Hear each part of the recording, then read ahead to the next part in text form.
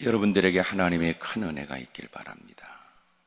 여러분 주일을 이렇게 지키고 또 예배를 드리면서 은혜를 사모하는 그 연장이 이전에 경험하지 못한 감격과 기쁨의 은혜 현장이 되기를 바랍니다. 사도행전 1장 7절에 보면 이런 말씀이 되어 있어요. 이르시되 때와 시기는 아버지께서 자기의 권한에 두셨으니 너희가 알 바가 아니요. 그들이 겪고 있는 고통과 어려움의 일들, 로마의 속국으로 유대인들이 겪고 있는 힘들고 어려운 상황을 언제나 좀 달라질 수 있을지, 때와 시기는 다 아버지께서 정하신 일이고 그것은 너희가 알 바가 아니고, 1장 8절에 중요한 말씀 우리가 살고 있는 오직 성령이 너희에게 임하시면 너희가 권능을 받고 예루살렘 온 유대와 사마리아와 땅끝까지 이르러 내 증인이 되리라 하시리라. 증인이 되리라. 중요한 말씀이에요. 사도행전 1장 7절에는 너희가 알 바가 아니요. 알 바가 아닌 것에 알려고 하는 건 어리석은 일이에요. 필요 없는 쓸데없는 짓을 하는 거지. 그러나 주님이 1장 8절에 이렇게 말씀했어요. 너희들은 성령의 충만함을 받고 권능을 받아서 내 증인이 되리라. 내 증인이 되라. 그러니까 주님은 너희가 알 바가 아닌 바에 알려고 이상한 짓 하지 말고 내가 너에게 명한, 또렷하게 명한 할 바를 하라는 거예요. 이 시대의 가장 큰 문제가 뭐냐 하면 쓸데없는 것은 알려고 해요. 알아봐야 유익도 없어요. 몇 마디 떠버리고 잘난 체하는 것밖에 없어요. 그러면서 자기가 할 바를 행하지 않아요. 주님이 가르쳐주는 건 너희가 해야 될 일을 해라. 할 바를 해라. 그것이 뭐냐면 아버지께서 예수님을 통하여 허락하시는 약속된 성령이 오기까지 너희들은 예루살렘을 떠나지 말고 그 은혜를 사모해라. 그래서 주님이 마침내 그들에게 성령의 권능을 덧입혀 주면 너희들은 가는 곳곳마다 내 증인으로 예수님은 그리스도다, 하나님의 아들이시도다. 그분이 구원자가 되신다. 그래서 너희들은 내 증인이 되라 그러신 거예요. 이게 우리가 할 바예요. 근데 자꾸 엉뚱한 일에 마음을 둬요. 오늘날로 말하면 예수님이 언제 재림하십니까? 그렇게 물을 때마다 여러분 물어보세요. 주님이 오실 때까지 너는 살 자신 있냐고요. 주님이 이 땅에 오실 때까지 너는 네 스스로 네 생명을 연장할 자신이 있냐고요. 쓸데없는 짓을 한단 말이에요. 무엇보다도 그만큼 주님을 섬긴 세월이 있고 시간이 있다면 이미도 주님이 알게 하신 것을 충분하게 여기고 주님이 우리에게 깨닫게 하셔서 하게 하시는 일에 할 바를 위해 더 열심히 힘쓰고 애써야 한단 말이에요. 많은 사람들은 신앙의 일들을 현재형으로 생각하지 않아요.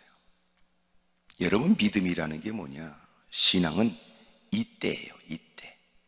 언제나 믿음은 이때입니다. 사람들은 믿음이 필요하다는 것을 부정하지 않아요.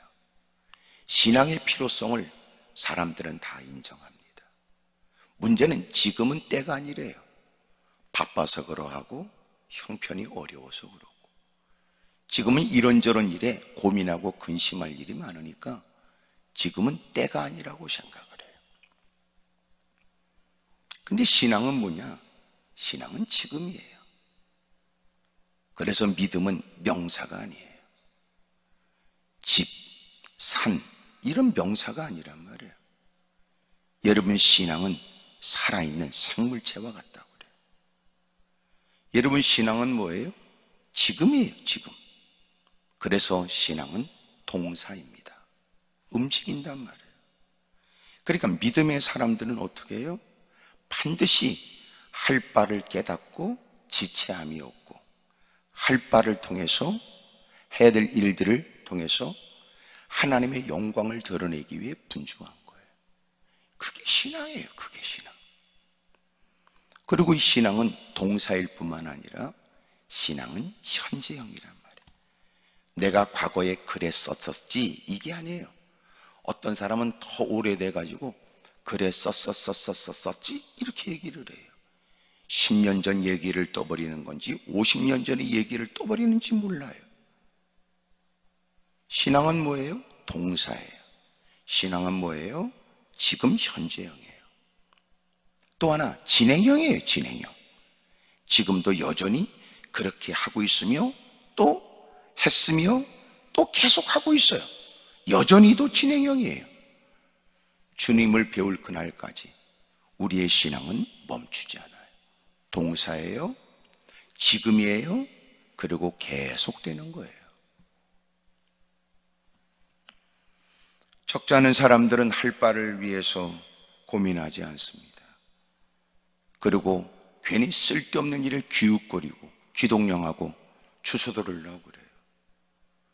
또 괜히 이런저런 정보를 통해서 여러분 확인되지 않는 얘기에 누군가 흥분 속에 떠들으면 자기도 마음이 불편했던 차에 다 그 얘기를 진리로 받아들여요.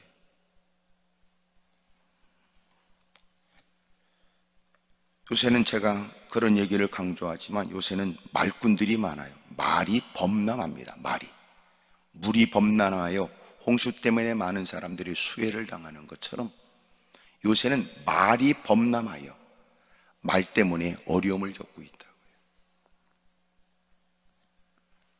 오늘 성경은 우리가 잘 알고 있는, 제가 이미도 에스더서의 4장을 설교했습니다마는 오늘 4장을 설교했다는 것으로 넘어갈 수 없는 마음의 부담 때문에 오늘 이 말씀을 나누려고 합니다.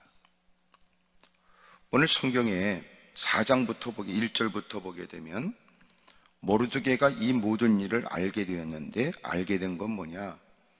이미 11개월 후에, 지금이 1월 달이고 지금 이때가 1월 달이고 앞으로 11개월 후에 12월 달이 되면 부르 제비를 뽑은 그 날짜에 유대인들 모르드게로 인해서 분노가 치밀어 올랐고 진노 속에 있는 그가 왕과 버금가는 권력을 지닌 제2인자로서 나라에 법을 만들어 반포하여 모든 127개 지방에 있는 페르시아의 모든 유대인들은 12월 달에 전부 다 죽인다, 학살한다. 남녀노소를 막론하고 그리고 그들이 갖고 있는 모든 재산은 전부 다 탈취한다, 국고로 드린다, 이런 얘기를 한 거예요. 이런 소식을 접하게 된 모르드게가 자신의 일로 촉발된 일, 그리고 이것이 전체 유대인들이 목숨을 잃어버리게 된 일, 그러나 이것은 개인적 감정에 의한 것이 아니라 모든 유대인들이 마땅히 가져야 될 하나님의 말씀을 존중히 여김으로 아말렉 왕 아각 왕의 후손인 하만이 결코 용납할 수 없고 절할 수 없는 대상자인 것을 모든 유대인들이 다 알고 따라야 될 일로 그 앞에 무릎 꿇고 절하지 않았고, 일 때문에 하만은 저는 유대인이기 때문에 절할 수 없다는 모르드게 얘기를 접하고 그만 죽일 뿐만 아니라 그 모든 유대인들을 다 죽여야 되겠다고 생각을 했습니다. 왕의 허락을 받고 법을 반포하게 되었으니 이 얘기를 들은 모든 유대인들은 통곡을 하고 베옷을 입고 금식을 하며 울부짖었습니다. 모르드게가 역시 이 일에 그렇게 베옷을 입고 대궐문에 들어갈 수 없는 복장이었으니까 성중에서 누군가의 눈길을 아랑곳하지 않고, 여러분 죽음을 앞에 두고 있는 처지에 그저 그들에게 보여지는 건 주님밖에 없는 겁니다. 힘으로 맞설 수 없는 상대요. 여러분 그들이 갖고 있는 어마어마한 마음껏 휘두르는 그 권력 앞에는 버금갈 만한 힘이 없으니 그저 그들은 더 또렷하게 하나님을 바라보고 금식을 하며 굵은 베옷을 입고 하나님께 절규하고 매달립니다.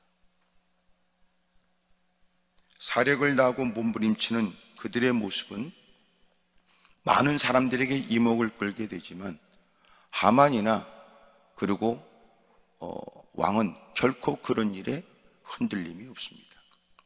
그게 아니라면 성중의 일들을 전혀 알지도 못할지도 모르죠. 왜 그래요?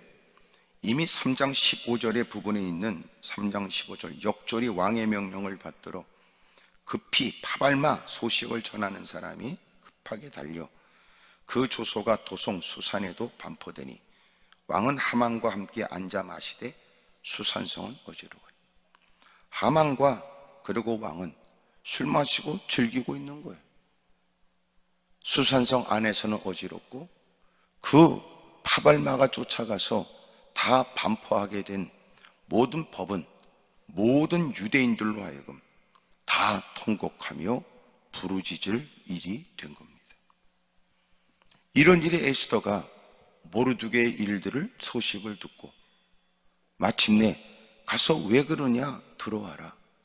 그리고 갈아입을 옷을 주지만 그 옷을 바꿔 입기를 원치 않고 지금 내 민족이 이 어려움을 겪고 있고 고통 속에 있으니 어찌 내가 옷을 갈아입고 내가 권력의 빌부터 나 혼자 살겠다고 그러겠느냐. 이거는 대상이 나고 옷을 바꾼다고 해서 해결될 일이 아니다. 그리고 되어진 일, 왜 이렇게 하지 않으면 안 될 처지의 일들을 상세하게 그 에스더가 보낸 내시에게 얘기를 하고 내시는 그 얘기를 듣고 에스더에게 가서 전하게 되지. 당신이 얘기하는 대로 나도 이 일이 가슴 아프고 나도 이 일을 어떻게 할까 고민은 했다. 나도 당신처럼 이런 일들이 마음 편할 리가 없지 않았겠느냐. 하지만 당신의 얘기대로 내가 왕 앞에 가까이 나갈 수 있는 왕후의 입장이라도 나는 법도에 의해서 만약 왕이 허락하지 않을 때 나가게 되면 목숨을 잃을 수도 있다. 또 하나 지금 왕이 30일 동안 나를 찾지 않았으니 그러므로 내가 지금 나간다는 건 대단히 위험한 때다. 당신이 말하는 건 10분 이해가 돼도 그러나 이것은 현실적으로 불가능합니다. 다시 전가를 보내기를 봐라 너는 잊지 말거라. 네가 왕궁에 있다고 해서 너도 다른 모든 유대인들이 목숨을 잃을 때 너도 목숨을 지탱하거나 유지할 수 있다고 착각하지 말거라.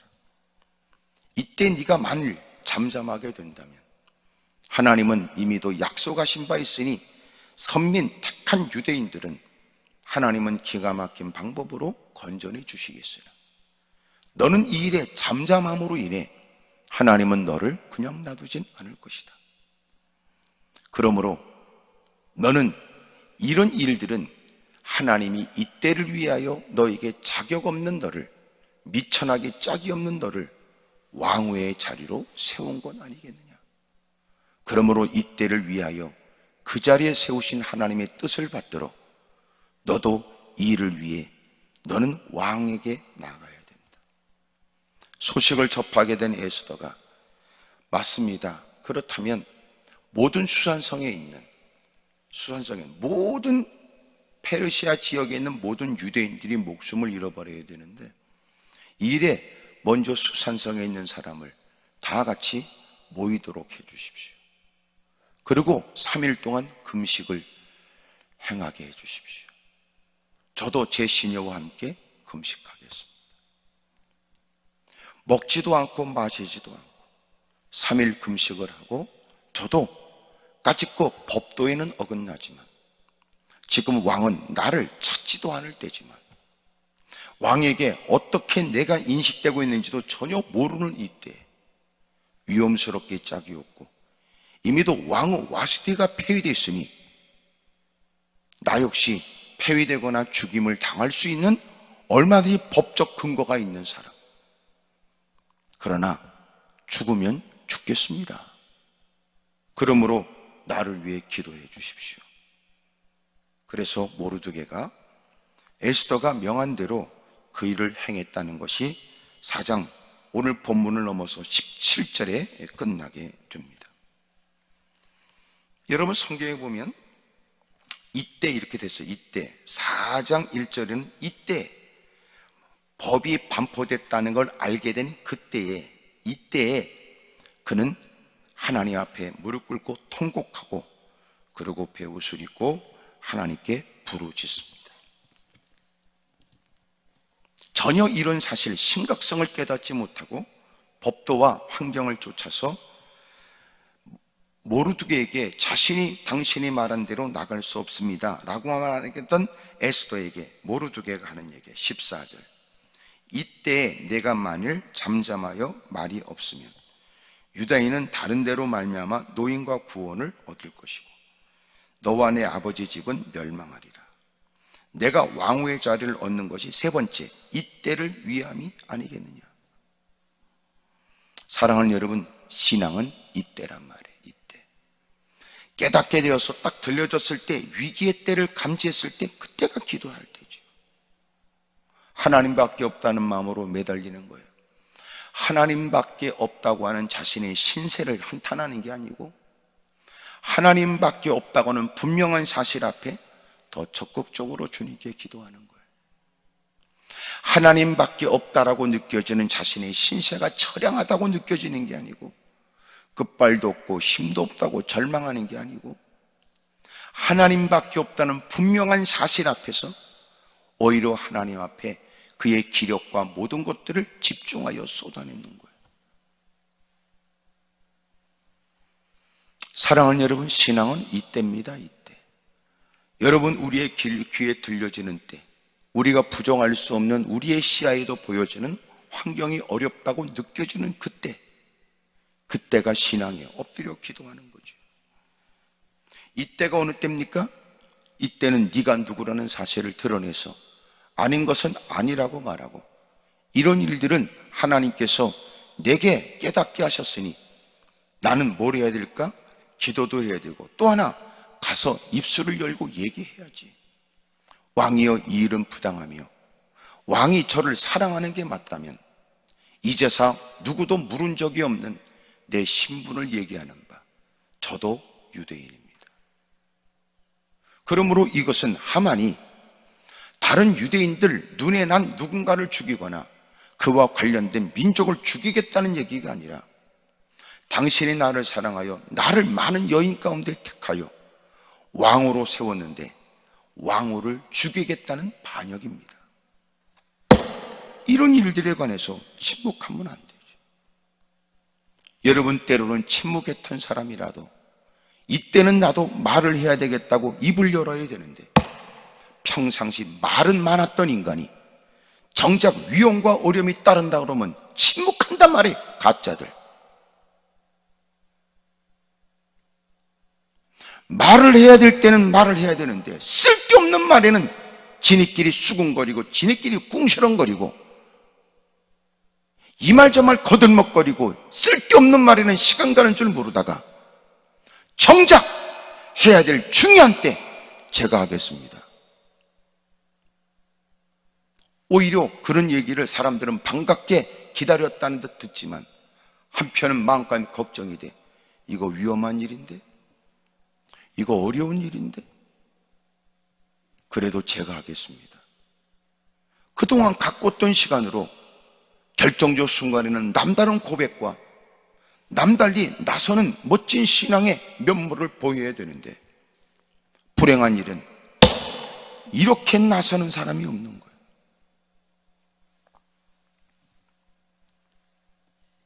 세 번째, 이때 그러잖아요. 이때. 신앙은 이때예요. 이때 기도할 때로 여기고, 이때 말할 때로 네가 또렷하게 표명하고 주장하고 설명하고 고백하고 그래야 될 때가 아니냔 말이야. 이때가 뭐예요? 이때를 위해 그날이 있었던 거예요. 그날이 오는 때인데 와시디는 폐위되고 많은 처녀들 가운데 하나님은 많은 내시들에게도 눈여겨 보여지게 했고 각별한 사랑을 받게 했고 왕이 보기에도 아름답게 보여져서 마침내 서슴없이 갈등 없이 그를 왕으로 세웠던 그날은 이때를 위한 거란 말이에요. 우리 주변에 그런 사람 많아요. 은혜예요, 은혜. 은혜. 너 누구한테 자랑스럽게 너 얘기하지? 은혜라고. 은혜예요, 은혜. 너 누구한테 교만스럽게 자랑하고 싶은 거지? 네가 잘났다고.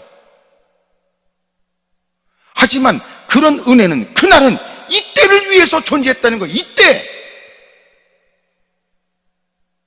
이때를 위해 쓰라고, 이때를 위해 드리라고, 이때를 위해 헌신하라고, 이때를 위해 네 삶을 드리라고 말해요. 아멘도 없겠죠. 지금 여러분 유튜브로 멀리서 듣는다고 해서 여러분 그래도 다 내게 느껴지는 것 같아. 이런 일에 아멘 해야 되는데 왜 그날만 자랑하냔 말이에요. 왜 그때만 거들먹거리고 개폼 잡냐고요. 이때는 어디 있어요? 이때는. 그러니까 고난을 만나면 다 엉터리가 드러나는 거예요.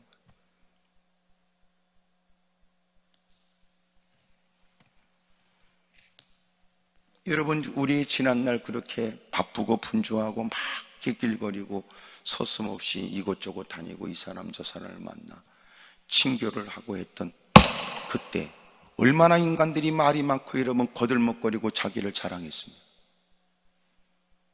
마치 누가 듣기에는 목사가 된 게 그냥이 아니었고 장로가 된 게 그냥 과정이 아니었고 권사가 된 게 그냥 과정이 아니었고 전도사가 된 게 강도사가 된 게 그냥 과정이 아니었다는 것을 사람들에게 설명하는 것처럼 떠버리더니 문제는 그때만 있고 지금은 없는 겁니다. 너 이때가 있어야지. 그렇게 각별한 은혜로 자식을 키웠고 그렇게 각별한 은혜로 지금까지 버텼고 그만큼 각별한 은혜로 지금까지 살만했으면 그 모든 시간들은 이때를 위하여 주님이 건강을 축적하게 하셨고 이때를 위해 하나님이 내 형편과 여건을 돌봐 주신 것이 아니겠냐 그 말이에요. 하나님이 어렵고 힘든 때에 다 드러나게 가짜입니다. 가짜, 엉터리. 학개서 1장 4절에 보면 이 성전이 황폐하였거늘 너희가 이때 판벽한 집에 거주하는 것이 옳으냐 이랬어요. 하나님의 전을 짓다가 워낙 방해하는 사람들이 많고 여러분 성전을 짓다가 많은 도전하는 사람이 있어서 성전이 짓다가 멈춰지게 되었을 때 어쩔 수 없다는 상황적으로는 핑계를 대고 어쩔 수 없이 왕이 이 일을 금하게 했으니 어쩔 수 없다는 핑계를 대니 핑계를 따지면 합당하지요. 그러더니 이 사람들은 하나님이 전을 저렇게 짓다가 말아 흉물스러운 모습이 됐는데도 사람들은 이런저런 핑계를 대고 자기 집만 판벽한 집이 됐다는 건 뭐냐면 더 아름답게 인테리어에 정신이 없는 거예요. 집구석에.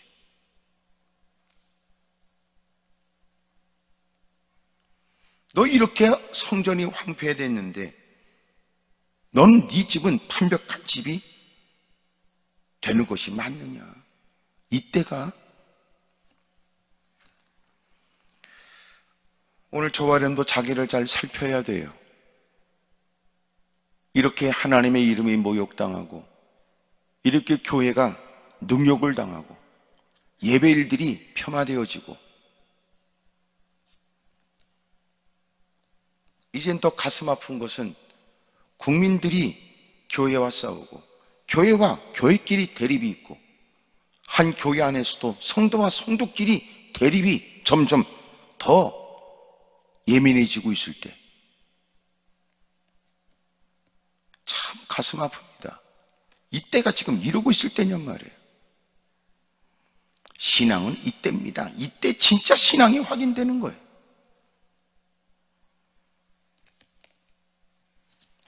누가복음 6장 12절에 이때 예수께서 기도하시러 산으로 가사 밤이 새도록 하나님께 기도하시고 그랬어요. 그러고 나시고 난 다음에 그 다음에 13절에는 12제자를 택하시는 게 나와요. 그러면 이전에 이때는 어느 때일까요? 이미도 6장에 나오는 얘기가 뭐냐면 예수님이 안식일에 회당으로 가셨고 오른손 마른 사람을 보시게 됐습니다. 그 자리에 서기관과 바리새인들이 앉아 있었지요. 예수님 말씀을 통하여 은혜를 받겠다는 마음이 아니고 예수님이 안식일을 범하느냐 이것을 살피려고 하는 거예요. 오른손 마른 사람을 주님이 일으켜 세우지요. 그들의 중심을 하신 주님이 그들에게 물으신 거예요. 안식일에 선을 행하는 것이 옳으냐 악을 행하는 것이 옳으냐, 생명을 구하는 것이 옳겠느냐 죽이는 것이 옳겠느냐. 그들은 안식일에 짐승을 끌고 나가서 물을 먹이곤 했으니까. 그러니 이렇게 하나님의 백성이 한쪽 손이 말라 그렇게 불편하게 짝이 없는 힘겹고 어려운 삶을 살아가는데 안식일에 너희들은 짐승 새끼는 가서 먹이려고 하면서도 너희들이 이렇게 귀한 영혼이 생명을 얻는 것이 옳겠느냐 아닌 것이 옳겠느냐. 그들은 할 말을 잃어버렸죠. 마침내 주님은 그에게 오른손을 내밀라 하신즉 그의 마른 손이 깨끗하게 치료되었죠. 그 다음에 나타나지는 건 그 서기관과 바리새인들이 안식일을 범한 그 예수님에 관해서 어떻게 예수님을 처리할까 의논하기 시작했어요. 이미 의논을 했고 또 의논해요. 그럴 때 주님은 기도하러 산으로 가신 거예요. 신앙은 뭐예요? 때를 알아요. 때를. 야, 이게 지금 한숨 쉬거나 탄식할 때냐, 원망하고 불평할 때냐, 누군가에게 책임을 전가하고 오늘은 자신이 할 일을 잃어버린 채, 할 바는 다 잃어버린 채 쓸데없는 일에만 기웃거리고 말장난에 휘두를 때냐 지금이.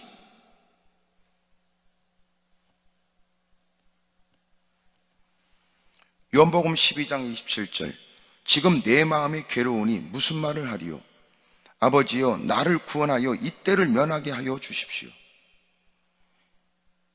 마치 우리가 딱 떠올리지요. 예수님이 겟세마네 동산에서 너희들은 시험에 들지 않도록 깨어있어 기도해라. 이때가 어느 때인 줄 알아? 시험에 들지 않도록 깨어있어 기도해야 될 때야. 피곤해 지친 하루의 일과를 생각하고 또 잠시 후에 있을 일들을 전혀 알지 못하는 그들은 오늘도 하루 일과가 분주했던 것처럼 동이토론 아침 일찍 몰려들 사람들 앞에 또 피곤하고 고단한 하루의 일과만을 생각하여 짧은 틈이라도 잠을 자둬야 되겠다는 생각만 가득했어요.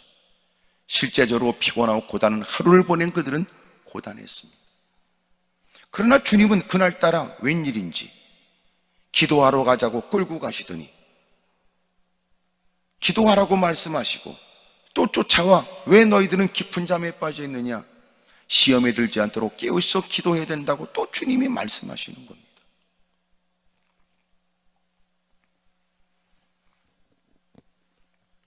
그럴 때 제자들은 이해를 못해요. 드디어 동이토론 아침이 됐어요. 아직 새벽 미명이 되었을 때 가룟 유다가 사람들을 끌고 오지요. 칼을 들고서 그들과 맞서려고 하는 베드로에게 칼을 쓰면 칼로 망한다고 하신 주님, 내가 지금도 명하면 하늘에 12영 더 되는 천사가 나타나지만 주님은 이때를 위해 이 일을 위해서 오셨다는 겁니다. 그리고 주님은 무능하진 않아도 주님은 그렇게 하찮은 그들의 손에 끌려가시는 거예요. 이 땅에 오신 목적을 쫓아 구원을 이루기 위해서 그러신 겁니다. 그러므로 요한복음 12장 27절에 지금 내 마음이 괴로우니 무슨 말 하리요 아버지여 나를 구원하여 이때를 면하게 하여 주옵소서. 그러나 내가 이를 위하여 이때에 왔나이다. 신앙은 뭐예요? 이때입니다. 이때. 이런 때에 신앙은 이때라면 이때 누가 필요해요? 그리스도인이 필요하지. 그리스도인. 요새는 여러분 한때 그런 지나간 얘기처럼 내가 조국이다 이런 이상한 짓거리들을 많이 했어요. 지금은 또 내가 누구다 그리고 떠도는 얘기들도 여러분 들으시죠? 이유는 어디 있어요? 전부 다 나는 진보고 나는 보수다 이 짓거리만 하고 앉아 있는 거예요. 신앙은 이때입니다. 지금 이때 필요한 건 누구예요? 그리스도인이 필요한 거. 그리스도인이. 나는 진보다 이런 인간들이 아니고, 나는 보수다 이런 인간들이 필요한 게 아니라, 웃기는 건 지금 성도들도 적지 않은 사람이 목사에게 요구합니다. 당신은 진보입니까? 당신은 보수입니까? 한때 정신없이 사람들이 막 밀려나갔을 때 누군가 저한테도 물었습니다. 목사님은 어디입니까? 진보입니까? 보수입니까? 나는 그리스도인이다.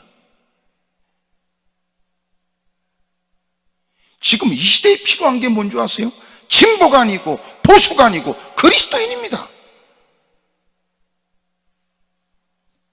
고린도 교회가 당파를 자꾸 만든 것처럼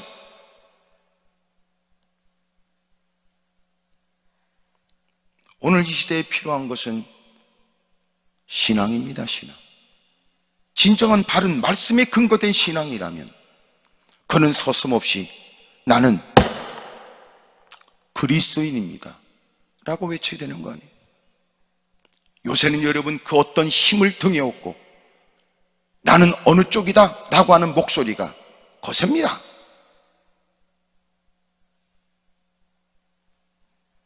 거기다가 그런 편향적 정치적 성향에 의해서 사람들이 어려움을 당하고, 누가 자기 같은 편이 어려움을 당하면 내가 누구다! 이 짓거리 하고 있다 그 말이에요. 그럴 때 그들의 성향 따라, 그들의 사상을 따라 그들이 악을 쓰고 떠버리지만, 그럴 때 저는 이런 마음 들어요. 이럴 때 나는 그리스도인이다. 이런 사람들은 왜 당당하고 자신 있게 왜 나타나지 않을까? 이게 가슴 아파요. 내가 누구다! 이 미친 짓을 뉴스 카메라에 드러내고 싶어 앞으로 정치적인 어떤 일에 입지를 강화시킬 생각인가? 이번 기회를 통하여 좀 자신의 성향을 사람들에게 각인시켜 앞으로 좀 더 정치적인 길을 걷고 싶은 것일까?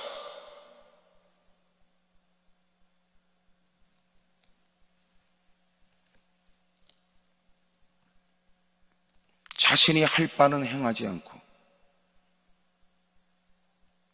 신앙은 지금 현재형으로 진행형으로 드러나야 될 때, 그들이 평상시 한때 얘기했던 그들이 말하는 교회 집사요? 안수 집사요? 교회 장로요? 라고 떠버려 더 많은 사람들에게 관심을 끌게 했던 인간들이 결정적 순간에는 내가 누구다! 라고 나서는 사람은 어디 있냔 말이에요. 가슴 아픈 건 목사들마저도 진보다 보수다 나눠지고, 교회마저도 보수 성향이다 진보 진영이 나오고, 교회 안에서도 또 진보다 보수다고 또 다투고 갈등을 일으키고, 이것처럼 타락이 어디 있으며 이것처럼 세속이 어디 있습니까? 마지막 때 현상은 담을 허물면 뱀이 와서 문다는 전도서의 말씀처럼 교회가 스스로 교회의 길 포기했던 겁니다.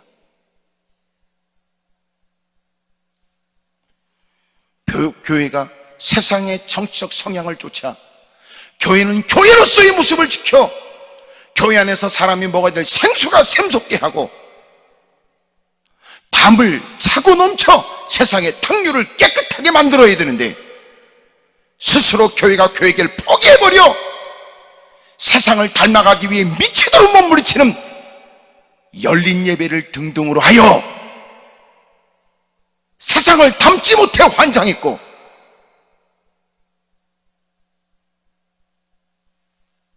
세상처럼 따라가려고 미친 짓을 해는 이 모든 일들이 이 결과가 된 듯합니다. 세상 사람이 볼 때는 고리타분해도 교회는 교회여야 합니다. 사람들이 볼 때는 왜 저 사람은 저렇게 살까 싶어도 교회는 교회여야 합니다. 주님이 우리 같은 사람을 많은 사람한테 구별하여 우리를 택하여 하나님의 자녀로 삼아준 구별하신 은혜만큼 우리도 하나님께서 무사람은 알아듣지 못하고 이상하다고 말하는 그 말씀은 우리는 알아들어 기꺼이 그 말씀을 할 바로 여기고 그렇게 세상에 나가서도 구별되이 살아야 합니다. 그것이 무사람과 두드러지게 표현하되어 또렷하게 나타나지는 것이 주일 개념 아니에요? 많은 사람이 하나님과 재물을 겸하여 섬길 수 없다는 주의 말씀 앞에 우리는 또렷하게 하나님의 말씀으로 그 말씀을 따라 재물을 구별하고 사는 게 신앙 아닙니까?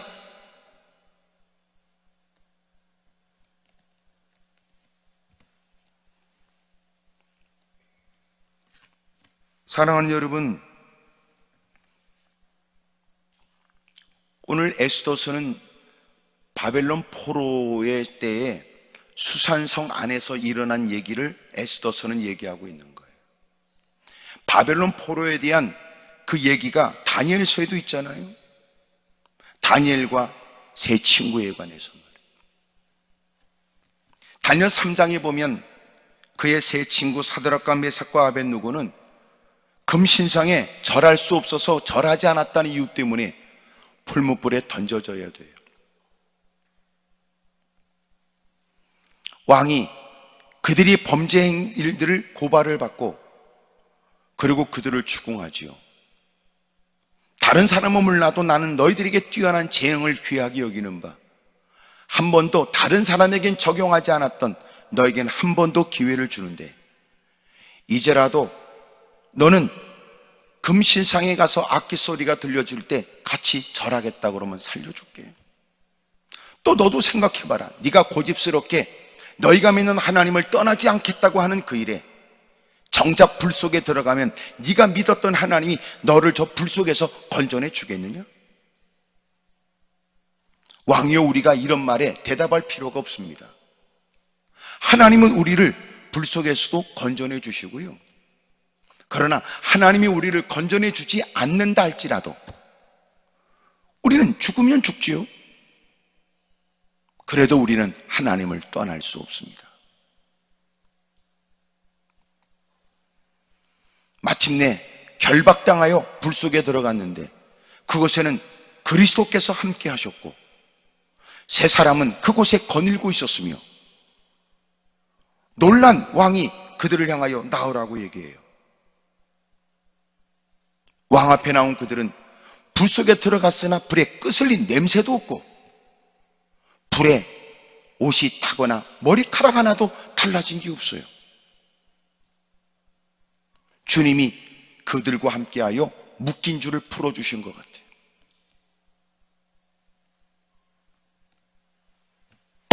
맞습니다. 지금까지 얼마나 왕의 총애를 받고 왕의 상을 입어 사랑을 입어서 지방의 관리로 있었던 사드락과 메삭과 아벳느고, 어렵고 힘들 때야 좀 더 어렵다 하여 대수롭게 여기지 않을 수 있지만 너무나 좋은 환경에 있다가 끔찍한 일을 만나게 되면 사람들이 꺾이게 마련이지요. 하지만 그들은 좋은 환경에서도 그리스도인이라는 사실을 알았고 예기치 못한 고난 중에도 그들은 그리스도인이라는 사실을 자랑스럽게 여긴 겁니다. 마침내 그들이 불 속에서 건짐을 받았을 때 느부갓네살이 이레간에서 이렇게 얘기를 했어요. 느부갓네살이 다니엘서 3장 28절에 느부갓네살이 말하여 이르되 사드락과 메삭과 아벳느고의 하나님을 찬송할지로다. 그가 그의 천사를 보내사 자기를 의뢰하고 그들의 몸을 바쳐 왕의 명령을 거역하고 그 하나님 밖에는 다른 신을 섬기지 아니하며 그에게 절하지 아니하는 종들을 구원하셨도다. 그러므로 내가 이제 조서를 내리노니 각 백성과 각 나라와 각 언어를 말하는 자가 모두 사드락과 메삭과 아벳느고의 하나님께 경솔히 말하거든 함부로 말하거든 그 몸을 쪼개고 그 집을 거름토로 삼을지니 이는 이같이 사람을 구원할 다른 신이 없음이니라. 그리고 왕이 드디어 사드락과 메삭과 아벳느고를 바벨론 지방에서 더욱 높였습니다. 여러분, 우리는 더 편한 환경을 찾고 있을 때 오히려 그게 아니라 성경이 가르쳐주는 건 더 견고한 믿음 아닙니까? 그들을 더 좋게 하시고 그들을 더 높여주시는 것이 주님이었어요. 왜 우리는 지금까지 하나님의 은혜로 살았다고 말하면서도 이 고난 속에서도 여전히 하나님이 우리를 지켜보고 있다는 사실은 왜 생각하지 않을까요? 왜 진정한 그리스도인은 보이지 않고 자기의 살 궁리에만 마음을 빼앗긴, 그리고 세상에 함부로 사람들이 살펴보겠다고 내뱉는 몇 마디 얘기만 사람들은 오금이 저리고 다리가 후들거리고 좌절하고 낭망할 거예요. 그동안의 신앙이 가짜입니다. 그게 아니라면 그들의 신앙이, 지금까지 신앙이 부실한 겁니다. 아직도 어린아이 같은 신앙을 벗어나지 못했습니다. 듬직하지 않습니다. 진중하지 않습니다.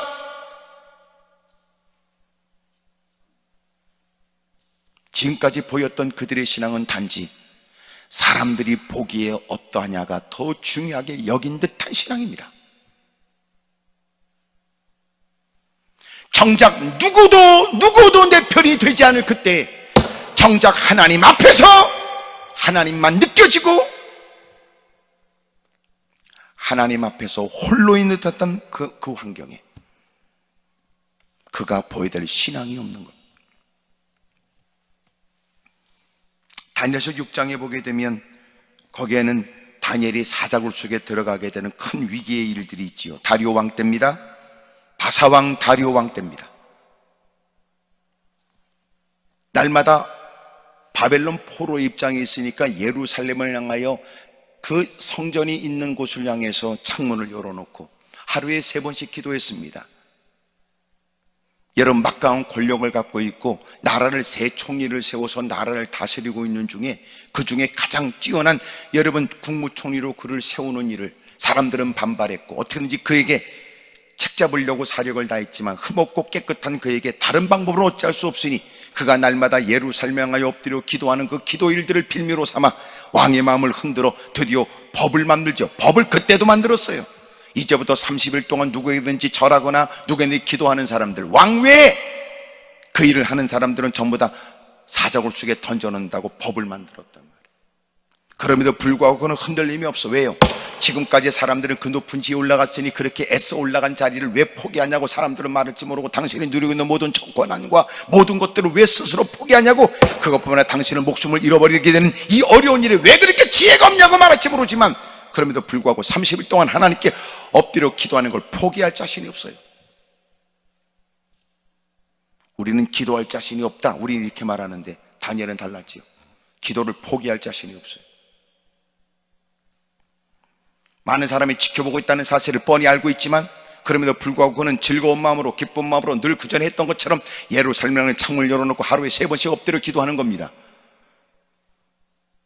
봐도 괜찮다는 뜻으로 말이에요. 이것은 부끄러운 일이 아니라는 뜻으로 말이에요. 세상에서는 법적으로 문제가 돼도 이건 결코 하나님 앞에 마땅한 일이고 오늘날 지금까지 이렇게 되어진 모든 것들도 하나님의 은혜였으니 모든 사람이 부러워하는 그 탁월한 지혜도 내가 섬기는 하나님이 주셨을 뿐이지. 기꺼이 마치 그는 지금까지 애써왔고 사력을 다했던 모든 삶을 마치 그날을 위해서 산 것처럼. 예? 여러분, 고난과 환난을 만났을 때는 우리는 지금까지 애써왔던 모든 신앙의 일들은 그날을 위해서 주님이 가꾸게 하셨다, 이런 믿음이 있습니까?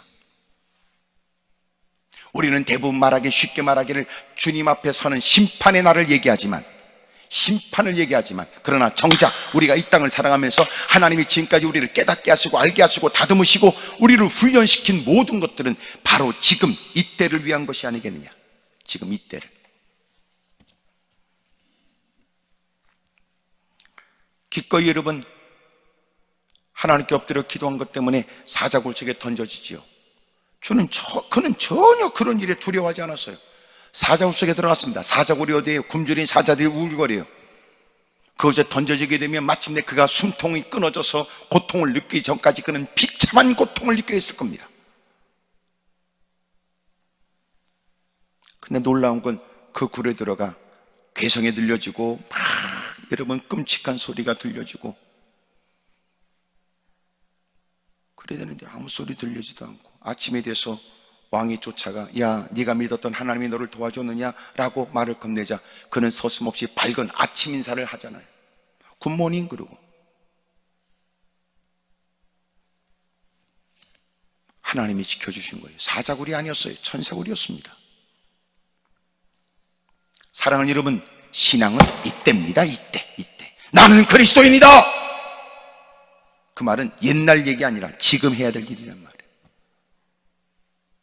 그 고난 가운데 나는 그리스도인입니다. 그래, 사람들이 함부로 내뱉는 그 교회를 다니는, 그래, 내가 그 하나님을 섬기, 그래, 하나님을 섬기기 때문에 주님을 믿는 그리스도인이다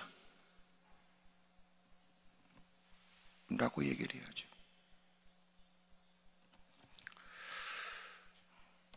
누가복음 6장에 21절에 이렇게 되어 있어요. 지금 굶주린 사람들은 복이 있다. 산상수훈의 말씀을 누가복음 6장 21절에 이렇게 되어 있어요. 지금 굶주린 사람들은 복이 있다. 너희가 배부를 것이다. 지금 우는 사람들은 복이 있다. 너희가 웃게 될 것이기 때문이다. 지금 우는 사람, 지금 애통해하고 지금 우는 사람, 예? 믿음 때문입니다. 신앙 때문입니다. 예수님이 나의 구주입니다 라고 고백하는 이유 때문입니다.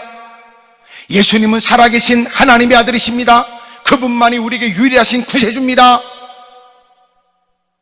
내가 그리스도인입니다 라고 하는 것 때문에 지금 애통해하는 사람, 지금 굶주린 사람, 그들은 복이 있다.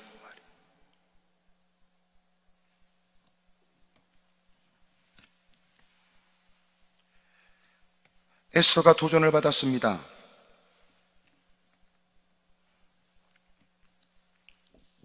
그러면서 모르드게가 에스더에게 이렇게 했던 얘기예요. 야, 너도 유대인이야. 13절, 모르드게가 그를 시켜 에스더에게 회답하되 너는 왕궁에 있으니 모든 유다인들 중에 홀로 목숨을 건지리라고 생각하지 마라. 야, 너도 유대인이야. 모르드게가 가르쳐 주는 거예요. 나는 그리스도인입니다. 나는 유대인입니다.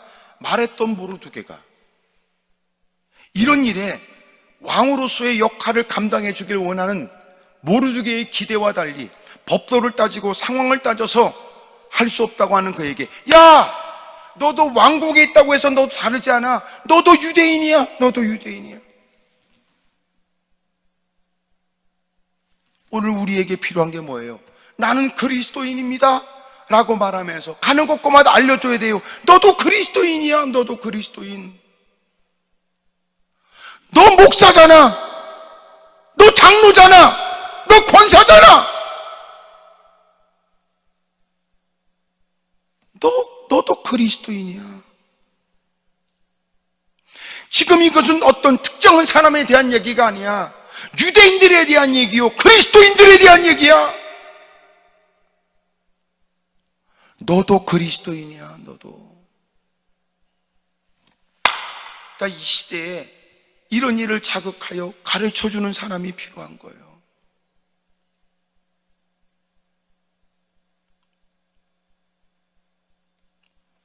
사랑하는 여러분, 이제는 여러분들이 이 사실을 알려주세요. 코로나19 때문에 사람들은 다 위축당하고 두려워하고 있을 때, 야, 너 그리스도인이야.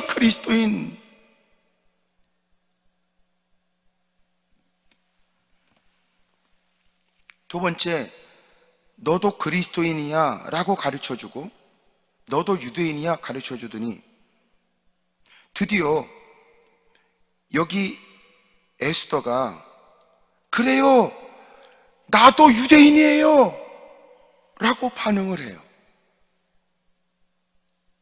16절 오늘 본문 내용이에요.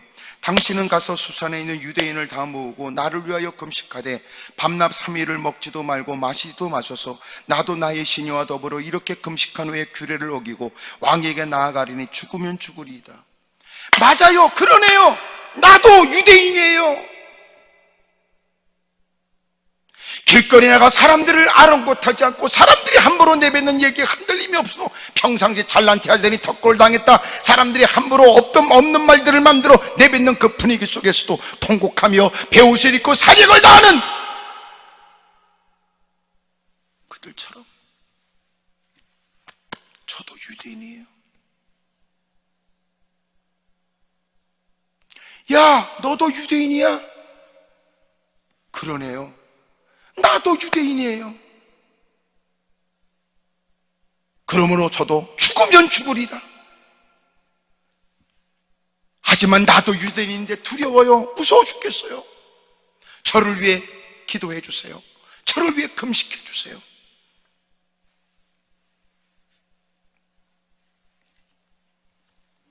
그리고 그는 죽으면 죽으리라. 그리고 나아가게 됩니다. 5장에 그가 나아가는 장면이 있어요.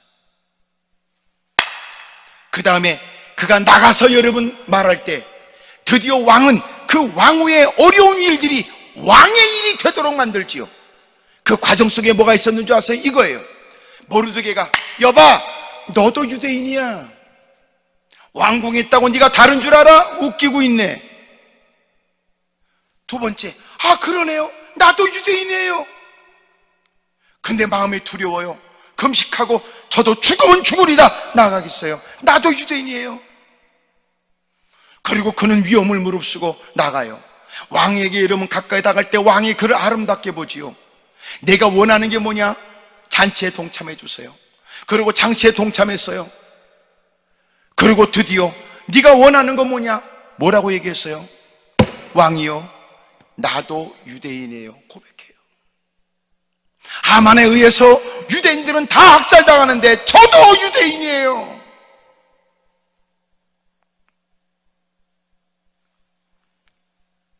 세 번째 필요한 게 뭐예요? 그렇구나, 너도 유대인이구나.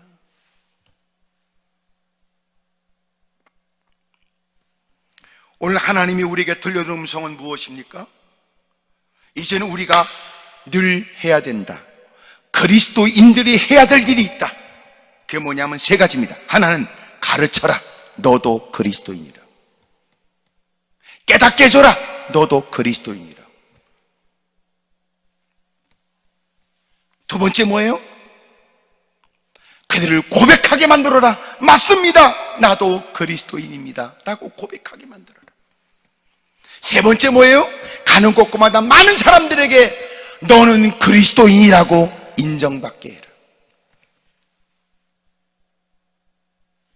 이게 우리가 할 일이에요. 그리고 우리는 이제는 한 목소리로 담대한 모습으로 이렇게 외쳐야 돼요. 내가 그리스도인이다. 이렇게.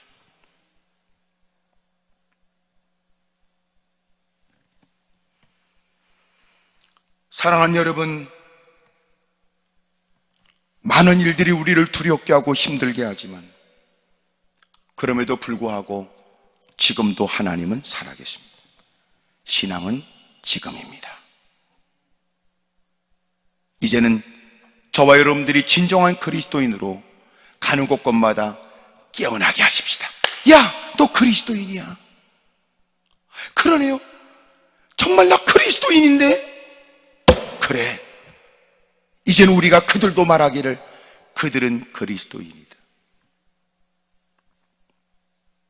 착한 행실을 보여 그들이 마침내 우리 주님께 영광을 돌리도록 우리는 그렇게 살아야 돼. 그리고 이제는 모든 사람이 움츠려 있고 고개를 떨구고 한숨 쉬고 탄식하고 있는 처지에 우리 모두가 이제는 힘있게 일어나야 됩니다. 그래, 내가 그리스도인이다.